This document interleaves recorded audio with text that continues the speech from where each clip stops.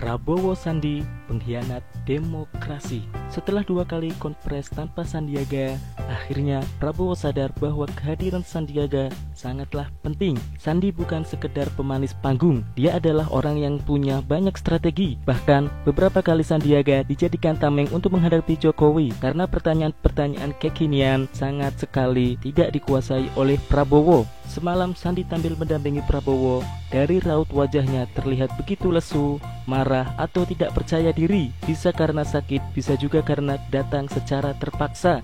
Saya termasuk yang meragukan Sandiaga benar-benar sakit.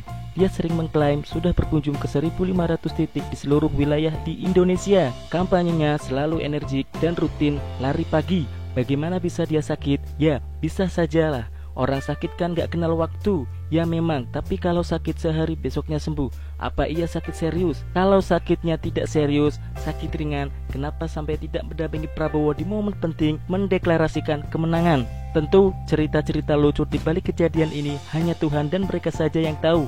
Tapi para wartawan dan beberapa orang Kartanegara juga punya cerita bahwa sebenarnya ada insiden marah-marah dan pengusiran. Jadi kebayang sudah keluar duit triliun, kalah dan dimarah-marahi karena hanya tidak mau ikut konpres. Kalau saya jadi di posisi Sandi mungkin juga langsung sakit dan tidak mau lagi bertemu Prabowo. Wajar kalau Sandi jadi benar-benar sakit atau minimal terlalu lesu saat konpres bersama Prabowo. Tapi nyatanya Sandiaga semalam hadir di konpres kemenangan Prabowo, sehingga saya pikir Sandi punya kartu mati dan akhirnya mau saja mendampingi Prabowo. Dari kejadian ini kita bisa melihat betapa Sandiaga tak punya kuasa politik apa-apa. Sekalipun wapres, sekalipun katanya membiayai PKS dan PAN agar mau setuju tanda tangan, tapi di hadapan Prabowo dia tak berkutik. Sandiaga yang semula kita sangka akan mau membongkar kebohongan Prabowo dan timnya, malam ini tak berdaya dan harus tahan malu melakukan konpresan. Kalau sudah begini, maka hilanglah seluruh simpati dan empati kita terhadap Sandi yang sebelumnya dimarah-marahi oleh Prabowo. Sudah tak punya harga diri. Kita memang melihat wajah Sandi nampak kusut, tapi itu tidaklah cukup. Karena dengan hadir di konpres semalam, maka Sandi sudah menjadi bagian dari perlawanan dan pengkhianatan